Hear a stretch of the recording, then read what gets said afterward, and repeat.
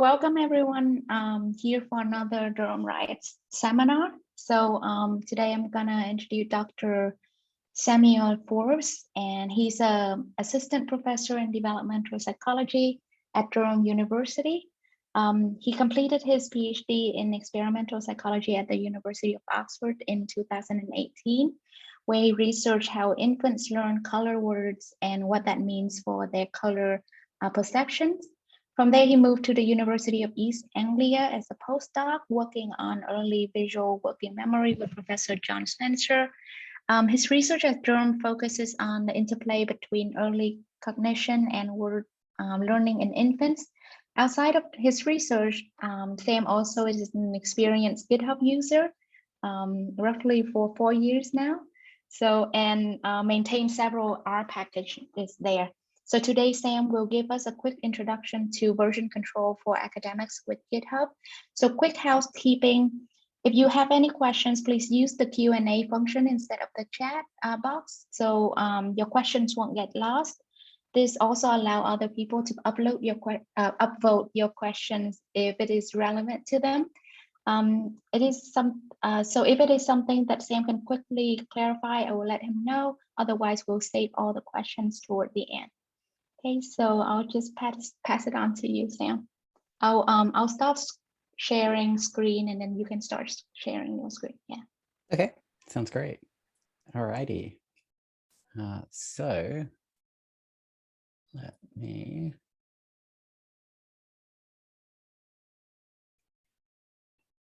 share my screen, which you can now hopefully see. Great. Okay, I'm going to minimize the Zoom window, so do just shout at me if you need me to stop for any reason. So thanks all for joining me, and thanks for the invitation. So I'm going to be talking a little bit about version control, in particular in an academic setting. Now, I'm going to use GitHub as an example of doing this. It's worth pointing out that there are other ways of doing version control. So a few things before I get sort of carried away with the details. First off, if you've got a system that works well for you and you're really happy with how your files are backed up and how you share them with people and things like that, that is great. One thing I'm not interested in and not trying to do here is claim any kind of software supremacy, right? If you're set up another way and it works for you and everything is peachy, then I'm delighted for you. However, I do think that GitHub is a really useful tool. It's been around for quite a while. It's been used in academic settings and non-academic settings. And so, that's kind of my angle looking at this here. I should add that, I have no affiliation with GitHub in case that is a question any of you have. So this is just purely my opinions on useful ways of using it. So, version control.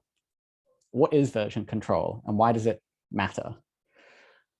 First and foremost, back up your work. That's like, we all say it to death, but please do it. Version control is a really, really good way of doing that. Importantly, you can also back it up in a way that means you can find it and you know which version is the most recent. So if you look at this nice little PhD comics on the right, we can see how file names often get changed. My question is really, when you go back through your files and you're looking for, the latest analysis script that you've been working on or something like that, and you see, analysis, analysis 2, analysis final, and analysis final 2, and analysis final new. Do you know which one to edit? Because I don't. And, this is not to say that like, that like this is sort of unique to people who don't use GitHub or whatever. Like I get into this trap even with all the whatever version control that I'm using. And this can happen when you're collaborating in particular, because you get the back and forth of like, here's my updated one. Okay, I'll put my initials at the end, I'll send it back to you, and so on and so forth. So version control is important for two reasons. First, to back up your work, and second, to back up your work in a way that means you can actually find it and you know what you're editing. So what it means is we want to be able to see what's changed. Like, if someone's made edits to the document, we want to know that, and we want to know who made them. The really big benefit of version control is that we can also undo any of these changes if we need to. So we can go back and go, you're like, uh-oh, I didn't really want to do that. I can revert that, and we can go back to the last one that I know was good. This is a really handy thing to be able to do. In some ways, things like Google Docs, which some of you might be using, do this a little bit. Google Docs is obviously interactive as well. But we want to be able to do it for things that aren't a Google Doc. And we'll talk a little bit about different file types and what this means for version control a little bit later on. So if you are a student, graduate student or undergraduate student, my first point is please, please, please, please, please back up your work. And like, please, there are too many horror stories of students losing work.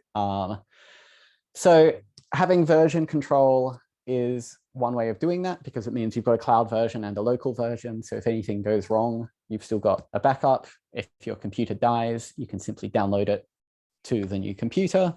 Now, obviously, again, there are plenty of ways you can do this. GitHub is just one of them. But GitHub does have the version control built in as well.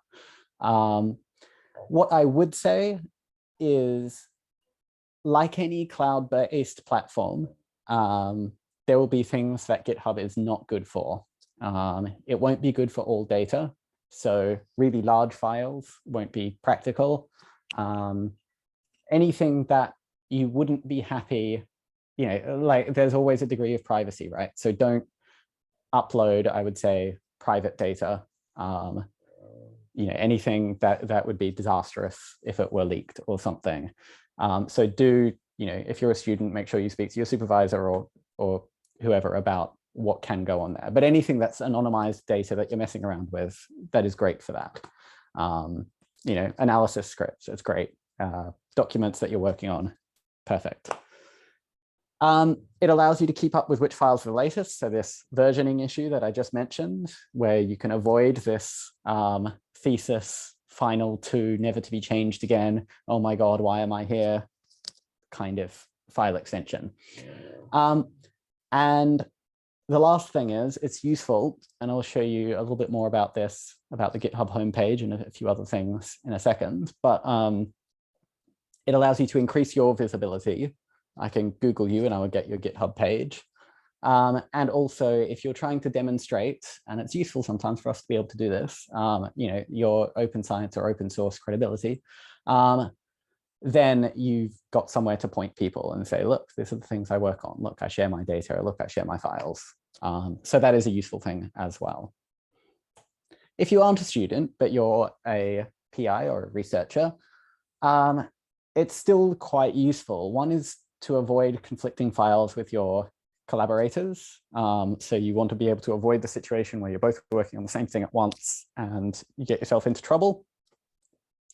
It allows you to track issues as they arise. So there is an issue tracker, which I'll talk about. And so it's quite a handy way of keeping across different problems in different projects, particularly if you're managing a large group of people and they've got different things that they're all working on at the same time. It allows you to keep a lab or your own version of resources so that knowledge isn't lost when people leave. So one of the difficult things is you have, a student or a postdoc or whatever, an RA who knows how to work on a certain problem, knows a particular technique, and they do it and they leave and the knowledge is gone with them. So to avoid that situation, if you have a lab version of this code or these resources that they used, then you've got something that you can go back through, even if it's a little bit painstaking and you don't really understand it. You've at least got somewhere to start. It allows you to keep an eye on analysis and data. Again, if people are working on different projects, you can see whether any problems have popped up in any particular one, or occasionally, I found it useful when people I've been collaborating with have made, substantial edits to code or something. It's sometimes useful to just kind of flick through what those edits were and be like, yeah, okay, I'm on top of it. I see what you've done. I see where you are, kind of thing. And lastly, again, for your own openness requirements, your ability to share your code, to share your data, and things like that, any other files that you might want to be sharing. So GitHub, the sort of homepage looks like this if you have an account and some repositories. It is one method of version control.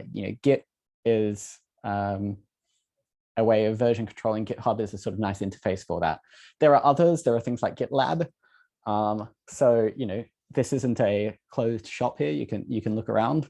So the homepage, as I say, looks like this. If you were to create your profile and do this, it means that anyone who Googles you can come up with, your details and whatever, and that's a nice little bio.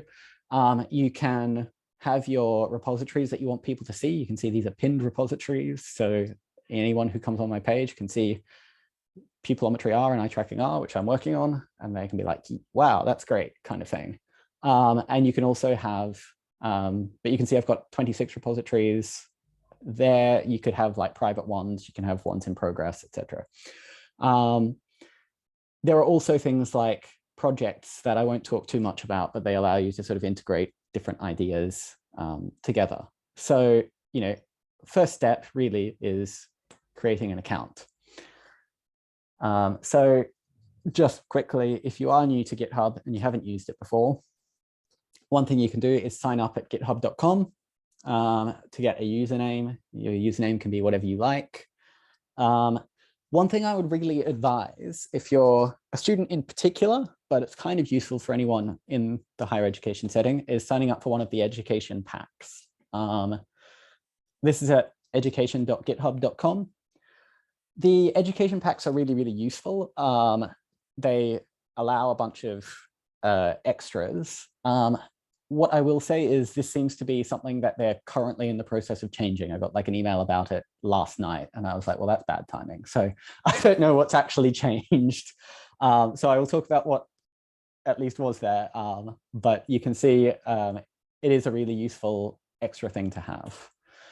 So what the education pack gives you and why I'm suggesting you might want to sign up for it is a whole bunch of different benefits. So there's a bunch of different like software and other companies that have kind of signed on to their education pack. All you have to do is give proof that you're either working in a higher educational setting or that you are a student. And so, I think when I was a student, I had to upload my student card occasionally, and now I have to upload my staff card occasionally. So that is up to you. One thing it does give you is free GitHub Pro.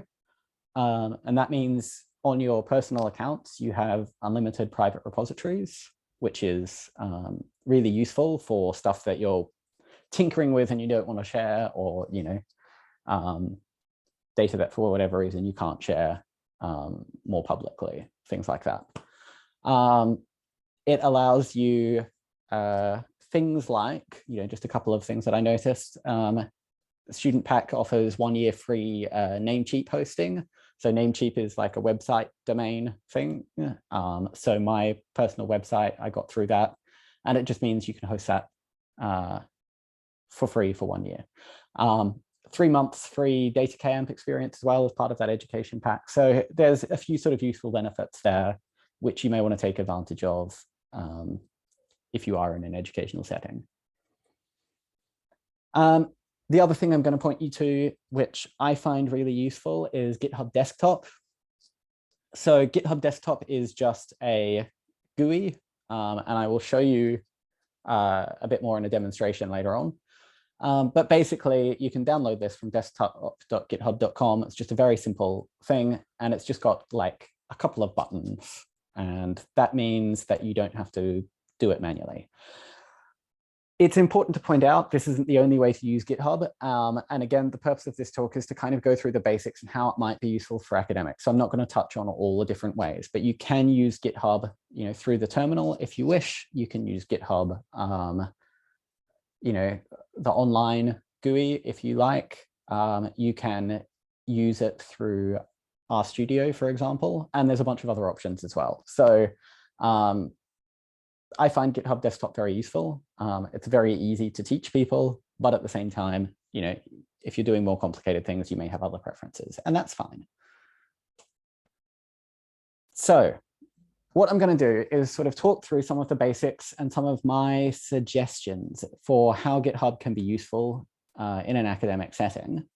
And then, time allowing, I will show you a couple of quick things just so you get a feel for how it actually looks when you do it and you're not just looking at pictures on a PowerPoint.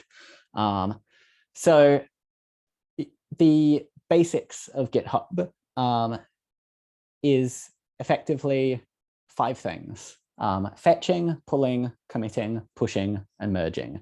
I'm not going to talk too much about merging because there's sort of different ways this can be done, but these first 4 in particular are kind of the bread and butter of what we're doing with GitHub. And you can see, though, some people like this XKCD comic have issues with it. So the basic unit on GitHub is a repository, or what we often call a repo. That's just what gets edited. What that is, effectively, if it were your, if it's stored locally, it's just a file folder or something like that. So they're just folders that go locally or in the cloud. They can be private or public, as I mentioned. And you can use a git ignore file, which we'll come back to keep certain things from being pushed if you want to. So it's not the case that everything in there has to go to the cloud. You can keep some things local. And there are very good reasons for doing that. So fetch. Love a good Mean Girls reference. So what fetch does is it looks to see what's on the cloud, and it checks whether what is on the cloud matches what you have locally. I will say, before you do anything, always remember to fetch. The problems that people get into are often that you jump on your computer, you start happily working on something, and then you realize someone else has made the same bunch of changes. So do always remember to do that. Pulling. So pulling is kind of one of the first really sort of important things that we can do. What that does is, assuming you fetch and it sees that there are some differences between the cloud version and your local version, what pulling will do is exactly that. It will pull what's on the cloud onto your computer and just update your version with the latest version. So before making changes, you should always pull. That is the best advice I can give you. Please do that. Now, assuming you've then gone on and you've done some stuff, you've made some changes to a file or something, and you then want to update your sort of master file, which is on the cloud. So that's a 2-step process. The first is what's called a commit. And what a commit does is it records changes to your local branch. So it doesn't touch the cloud for now. It's basically a record of, like, I've done this, here are the files I've changed, and you can add comments as well. You can add in, like, I changed it because my original version was dumb, or something like that, One thing that's really useful is that you can tag different issues, and I'll talk more about issues later, or people in here. So if you're collaborating with someone, I can see that Jeevan, who I used to share a lab with, is on this call, so I could tag in at Jeevan, can you check my work, and he'll get an email saying, Sam's been working on this, he's asked you to take a look, kind of thing. So that's really good. One thing that's really useful with commits is that you've got a fair amount of space if you want to be informative about why you've made certain changes. In my experience, the better you do this, the more informative you make those comments, the more useful that will be to you down the track. I am someone who tends to make fairly stupid comments, particularly as you're in the middle of debugging a program or something, and you're kind of, oh, why isn't this working? So you can have all these commits saying, let's see if that works. No, it doesn't. Sigh, I have no idea why it's not working. And it's not actually very useful when you come back to review them. But it can cause some commitment issues, but in general, it is quite a good way of keeping track of things as they come up. Pushing is the last thing. So this is effectively, all this does is once you've committed something, which is a record of your changes locally, it then updates that to the cloud. So that's sort of the final step. And all of that information that you've put in, so the accompanying notes, any people you've tagged in, any issues that you've flagged, are then also saved on the cloud, and people can go through the commit history and sort of say, ah, I see, you've done this kind of thing. And that's then for the next user, or if you're using this because you're working across different computers, then likewise, available for you to pull. So that's all that is. To talk just a little bit about merging, one useful concept in GitHub, which I say it's useful, I'm not going to talk too much about it, is that of branches. So if you think of GitHub like a tree that is upside down, so it sort of works its way down, you can split off and you can make a branch. And what this allows you to do is to make changes in isolation without worrying about affecting anything else in the project. So other people can be working on their stuff and you're working on your own branch. You don't have to worry about what's on the main branch. And they don't have to worry about what you're doing. Then at the end, you can merge that branch with the main one. And this is really good if you're working on, for example, a side project and you want to sort of do some things, see if they work. It's also really good if you want to discuss, not discuss, keeping it with someone further down the line. So, if you've made a bunch of changes, you're not sure if they're going to work, you've tried 10 different things, and then you come across something that you think might work, you then, so that's all in this separate branch. You can then sort of have this discussion about, okay, do we merge this now? Or do we just abandon it all? So that's briefly that idea. You can have multiple different branches. It can be quite a complex structure if you want it to be. I tend to find it useful to keep it simple in a lab setting so that we don't have to worry about people getting themselves into trouble. So the basic workflow, as I just said, is that we first start off, do I have a laser pointer? I do. We first start off fetching, and on GitHub Desktop, it looks like that, tells you when you last fetched. And so you can fetch. It will then tell you, there's a commit. We should pull this commit from the origin remote. And all you have to do is hit, okay, pull origin.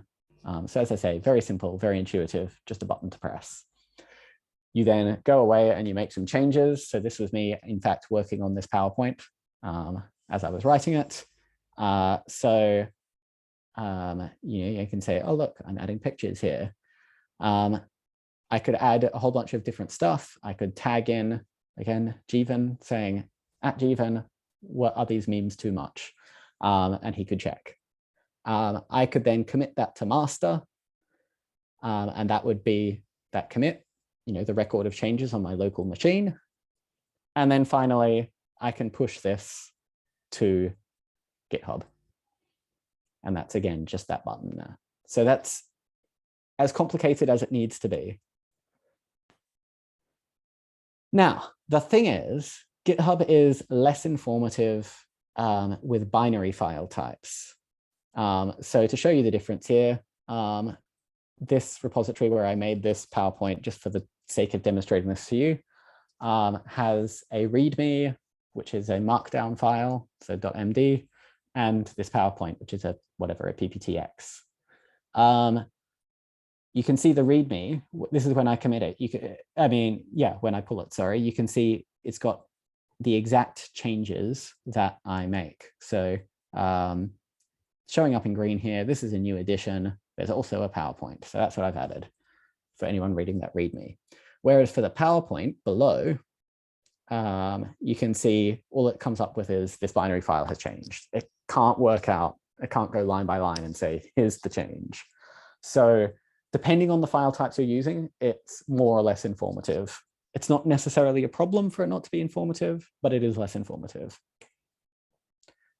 So what this means is that binary files will struggle when you're dealing with conflicts. So, if I'm dealing with something like a markdown file and two people have edited it at once, you can easily see what they've done and adjust. If it's a Word document, all you can see is that someone else has edited it as well, and you're kind of stuck. So, your mileage may vary a little bit. So basically, things like a CSV, a TXT will be easier files to play with than, for example, a PowerPoint or an Excel file. Likewise, for text editing or for making pretty documents, something like a TeX document or a LaTeX document, Markdown or R Markdown will be more informative than a docx. But you can still use them. It just doesn't give you as much information. So, the choice is yours, really. You can also collaborate. So you can add collaborators. So to this particular repository, you can see I am inviting Prana. I don't know if she's on this particular seminar, but she's a great colleague. So I can just add her to this repository, and then she's got the full stack of rights that I have as well. She can edit, she can make changes, she can access all the files that I've got there, except for anything that I've decided not to push.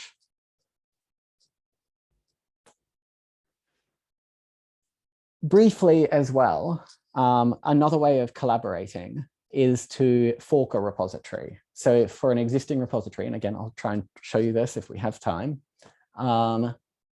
anything that you don't have access to, you can go along and you can fork it.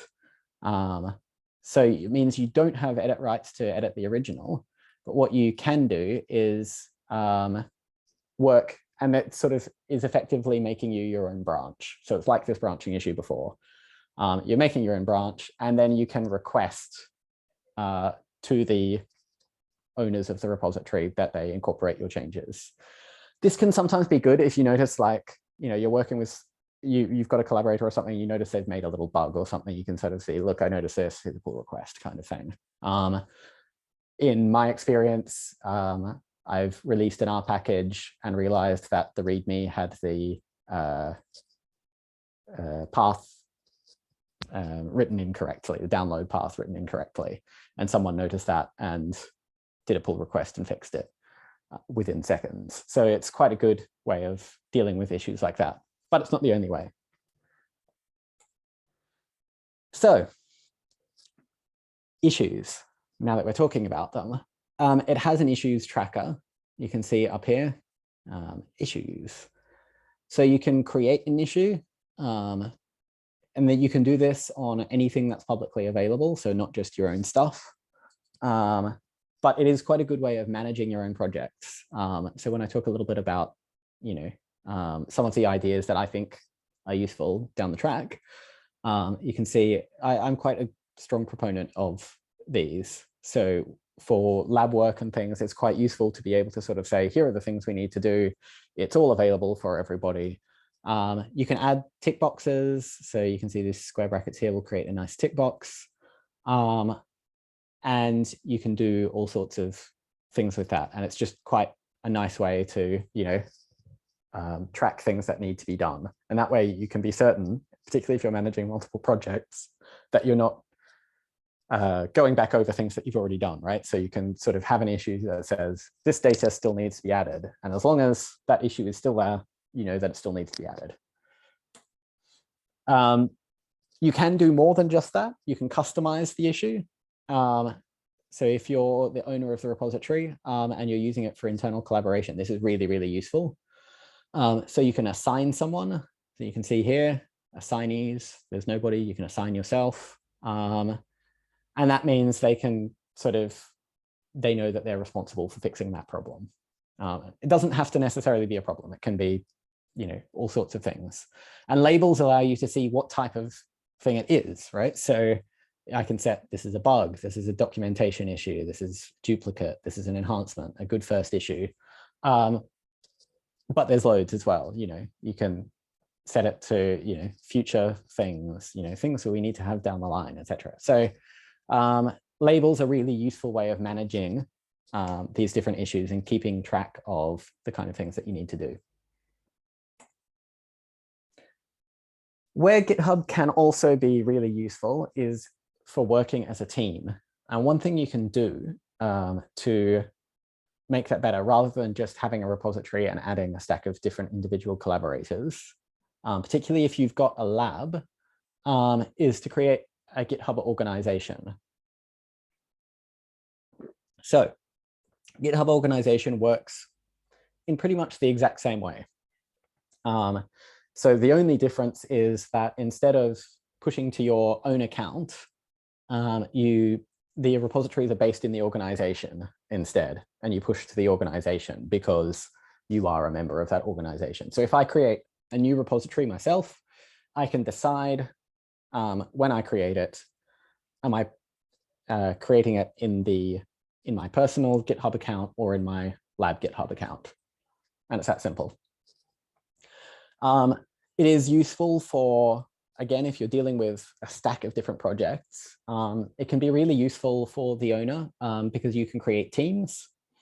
So one thing you can do is sort of have a, like, you know, whatever, as two of you mentioned, I'm an infant researcher, so I can have my infant eye tracking team and they can have access all the eye tracking things, and my infant CDI team and they can access all the word learning surveys and things like that.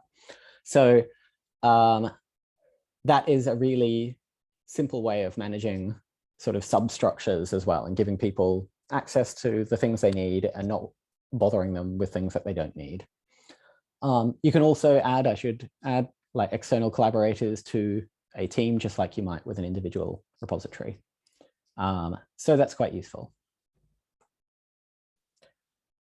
So before I sort of show you what this looks like, I just want to talk about a couple of things I find useful in running it with a sort of research group.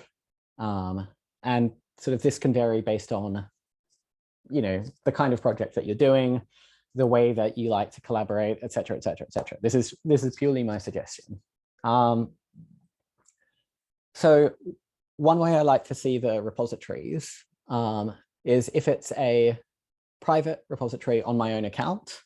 I use that often for like non-lab things where I'm like tinkering with stuff, external collaborations where I'm not making things necessarily open immediately, for, you know, really just sort of messing around with data or ideas or something, you know, hey, this could be fun. I wonder if I can make this work. No, I can't. Okay, we'll leave that there. That kind of thing. Public repositories are useful on your own account for data or code to share with, you know, external collaborations, non-lab things again. Also, I will add R packages are often better.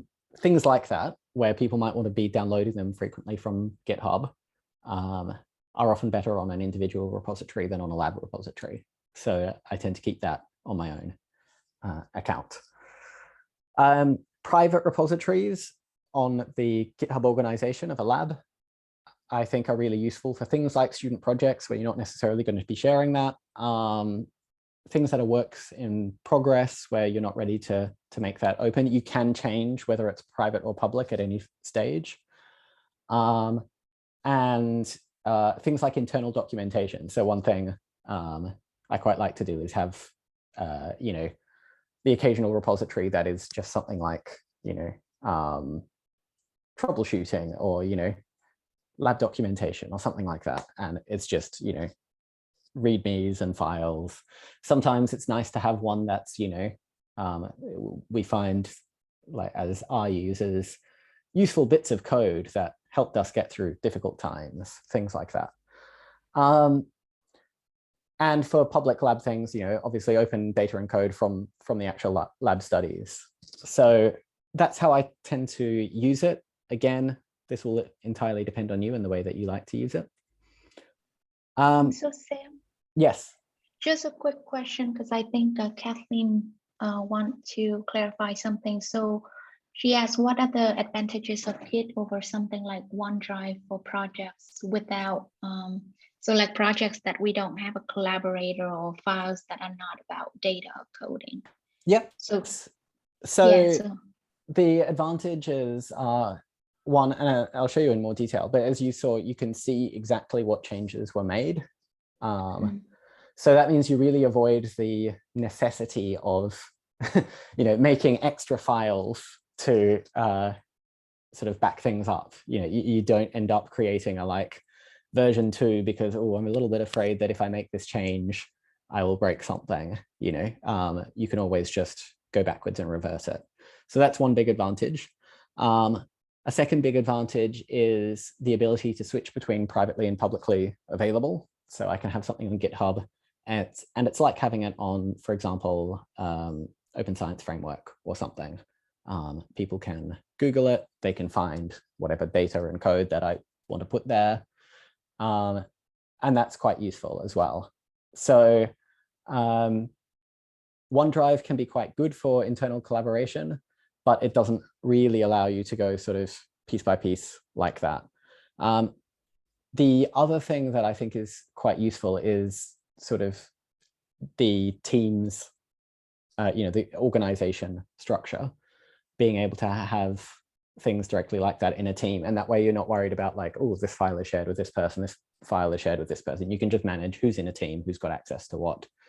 And those documents are available. They're not on one person's OneDrive. So one thing that can happen with things kept on OneDrive is that, you've got a sort of useful protocol or how to do something which somebody has made, and it's on OneDrive, and it's on their, their individual OneDrive, and everyone's got access to it, and then they leave, and the university cancels their account, right? It's gone. So this is where having it based on a live GitHub means you've always got it, you can find it. So they would be the main advantages for me, but happy to discuss that further. Yeah, I think someone, yeah, sorry, someone also added in a chat that is not tied into university accounts, so it can be, but you mentioned that, is that, it can be useful for students or postdoc if they leave the university or.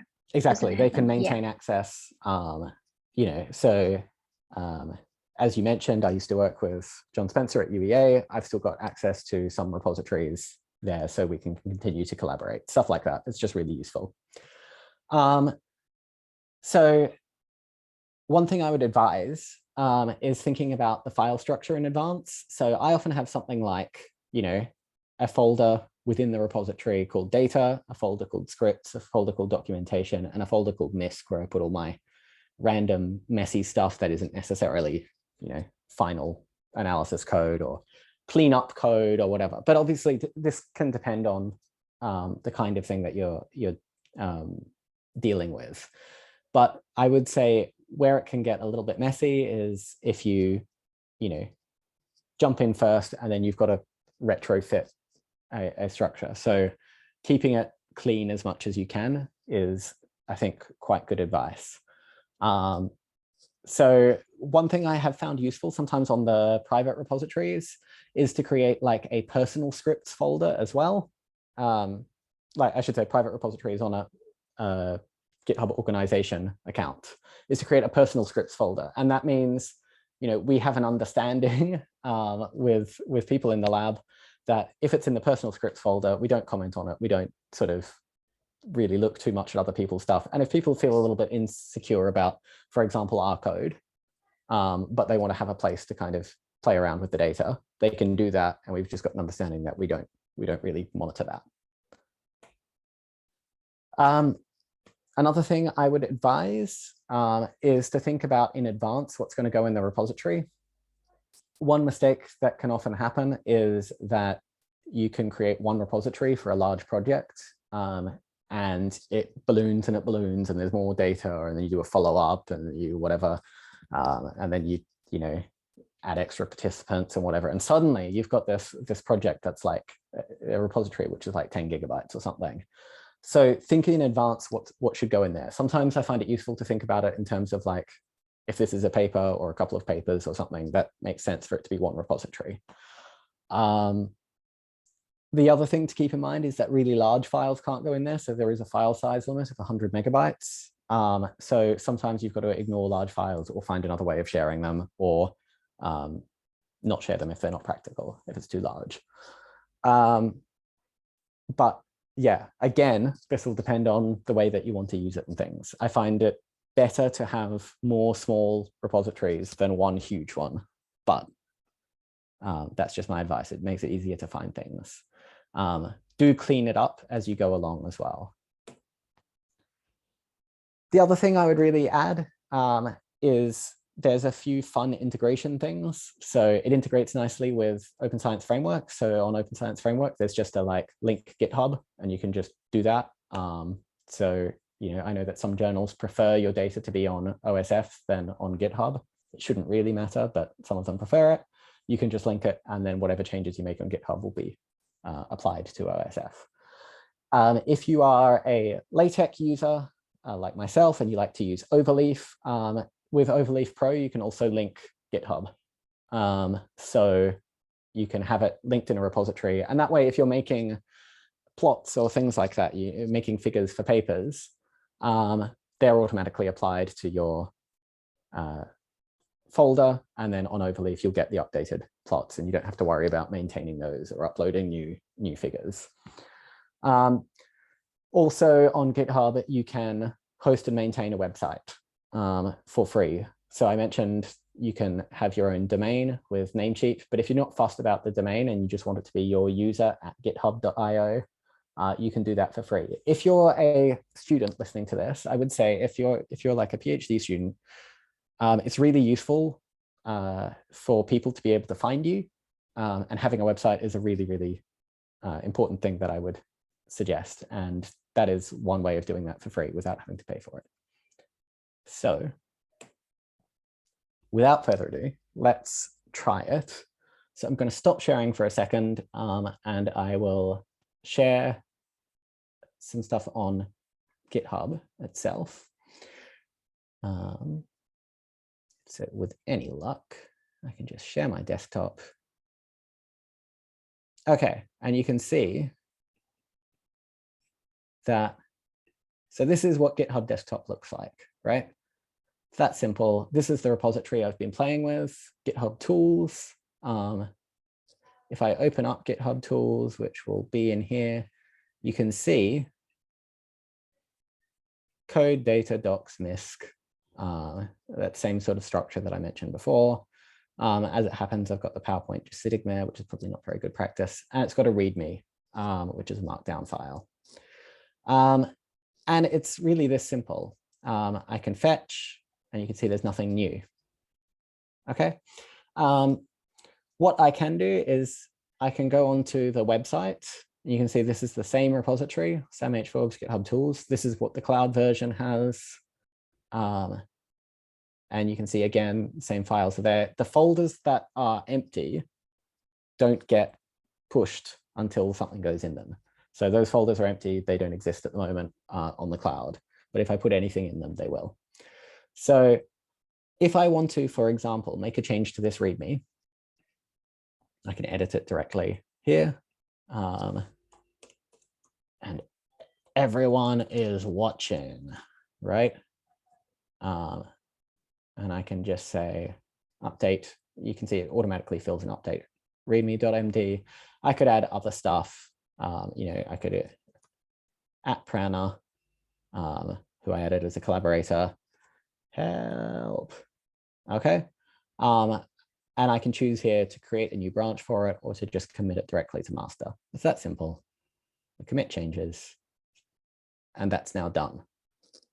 If I go back to my GitHub desktop and fetch again, you can see it says now you have to pull something. So I will pull that.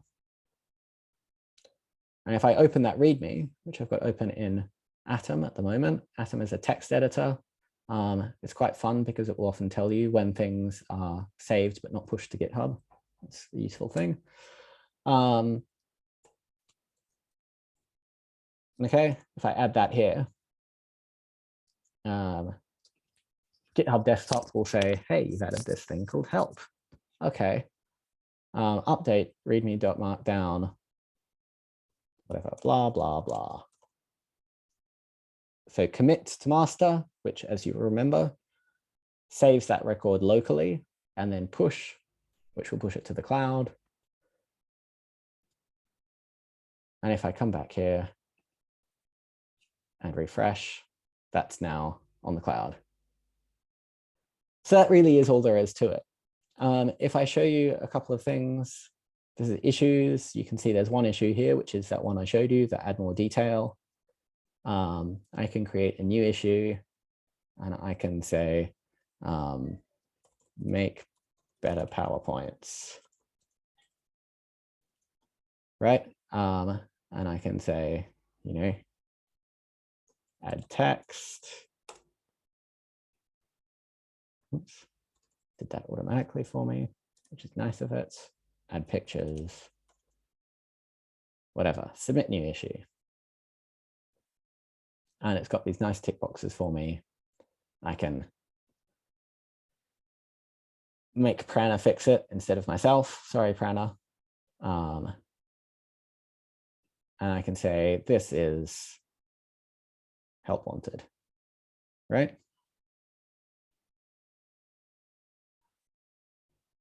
And it really is that simple. So we can make those changes. We can manage it either online or locally, and then we can just apply those changes. So as I say, you can also, if you want to, manage it through whatever, R Markdown, through the terminal, any way you wish. I find GitHub Desktop really, really intuitive to use because it is just this button, and that really will tell me everything I need to do. And you can see in here, I can add repositories. So clone repository means clone it from GitHub. So I can look through my selection of repositories that are on GitHub and clone them locally, or I can create a new repository. So it's very sort of intuitive there. And you know, you can go through my list of repositories. If there's a little dot next to it, it'll tell you that there are changes that I need to deal with. So it really is that simple. So I'm going to stop sharing now and take any questions. Yeah, so one question from Liz Renner is that it sounds like you might write and save manuscripts in GitHub too. Would you recommend this? So I do. And again, this really is up to you. I find it really useful to avoid this, like, you know, I write it, send it to you, you make some edits, send it back to me called edit. I make some edit 2, you take it again, and then you add a whatever ER at the end, send it back to me, whatever. And we've got 1,000 versions floating along. It's kind of fine if there's 2 of us. If I'm working with 5 collaborators and I send it to all 5 of them and say, hey, here's the latest document, then I'm going to get myself into trouble because people change different things. And reconciling that is a pain. So I find it useful in that instance to deal with it. As I say, though, it depends on the file type that you're using a little bit. Like if you are really comfortable with the sort of Word kind of interface, Google Docs might do this better for writing. I tend to like to use R Markdown or LaTeX / Overleaf to write. So if you're like using like Papaya or something to write your manuscripts, then it's great because you can track all the details. It will tell you this person has added this text in line 257 kind of thing. And that's great. That's really, really good for writing. So I find it really useful, but it might depend who you're collaborating with and the way that you want to use it. And another question, because I have some follow-up question on that too, but I'm just gonna ask one question from the audience. So Jeevan, I think one of your collaborators have a question. Thank you for the talk, Sam. Thank you for the shout out. Does GitHub provide DOI so published codes or work is citable? So it does not provide a DOI, and this is where the integration with OSF can be really useful. I think there's also, there might be integration with like Zenodo as well. Yeah, Figshare as well, good point. So Figshare, Zenodo, OSF will all provide DOIs. So you can just integrate there and do it that way. So yeah, depending on what you need it for. Yeah. Yeah, I think this is very cool because I think I don't know how much experience the audience has with coding. I'm very beginner, so like a lot of the things you said today probably way above my head, but it's nice to see the visual. Because I think recently, at least for my projects, we try to figure out something like this, where at least the issues thing that you showed is that create tasks for the other person, and we could just check off. And we couldn't find a project management app, and it seems like this can be a useful platform for that. And I guess, yeah, because the integration with working on manuscript is also kind of helpful.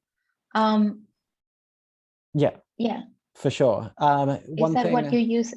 Yeah, so I do use it for that. People have different sort of feelings about it. If you're willing to use it, it can be really, really good, but like any sort of task management thing, you do have to get everyone on board. One thing that I would advise is always reminding people so that you don't annoy everyone if you're using like a lab account, to set their settings so that they only get emails when they're tagged, because otherwise by default you get an email every time an issue is updated or a new issue is created. And so if you're constantly in there, adding little bits and pieces about, okay, can we also add this thing? Okay, I'm going to create a new issue for this. Okay, I've noticed a bug in this other code kind of thing. That's not going to be great for people on there. So, I would sort of advise telling them to update their notification settings immediately. And that way, they can then sort of manage just the things that apply to them. So if they get assigned an issue, or if they're tagged in the issue, then they can deal with it. Yeah, and I think there's a comment on the chat. So for anyone who prefers Word documents, MS Teams also has excellent collaboration functionality now. Okay, so I guess people can all see the comment there in the chat. But yeah, no, this is and then so it seems like, have you tried this with doing this with project students and that sort of things, create a folder so that okay, and what can you broadly describe how that works? So it can be a mixed bag depending on sort of how much people are willing to use it and how much you're willing to push people towards using it, right? So my experience is that it's fine for them to use. Sometimes maybe undergrad project students in particular are a little bit less comfortable with editing things on a lab account where other people in the lab have access, particularly if people are, first-time coders or, whatever, doing things and they're not super comfortable with it, which is where this sort of individual scripts folder kind of comes into its own. So that can be one way of dealing with it. In general, I find they are willing to put things up there though. Sometimes I have found making a nice sort of repository and sort of saying only you and I have access to this does mean, you know, sometimes they're a little bit more likely to jump in and deal with this. And then the only thing you really have to manage is sort of agreeing on what the sort of file structure is going to be and keeping that sort of clean and updated so that they know what they're working on. But where I find it quite useful is because, as I showed you, GitHub Desktop shows me what changes have been made. So I can see, okay, there've been whatever 3 recent pushes to, you know, on this particular repository, and I can flick through super briefly and sort of say, you know, yeah, okay, they're analyzing their data. Oh, they've misunderstood. That's not what I want them to do. Okay, and I can just send a quick email saying, hey, I've noticed this. Do you want to change that, or, you know, do you want to meet about this or whatever? So it can be useful just to like catch, you know, little bits and pieces. Some people aren't as happy with it. And so, you know, one thing you can get them to do is to work on stuff on their private account, because I will encourage students to use it anyway, because backing up your data is important, backing up your analysis code is important.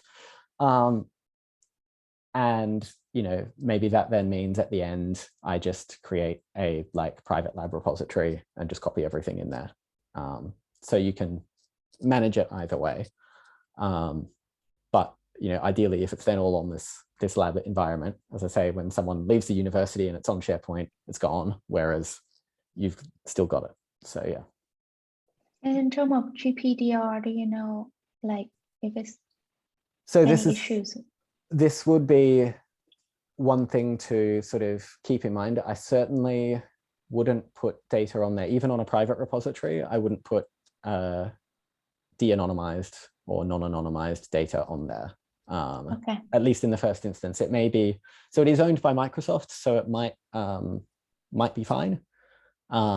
But like all cloud-based things, I kind of work under the assumption that it's not unless otherwise told. You know, the same is true of whatever Dropbox or OneDrive or whatever, you know.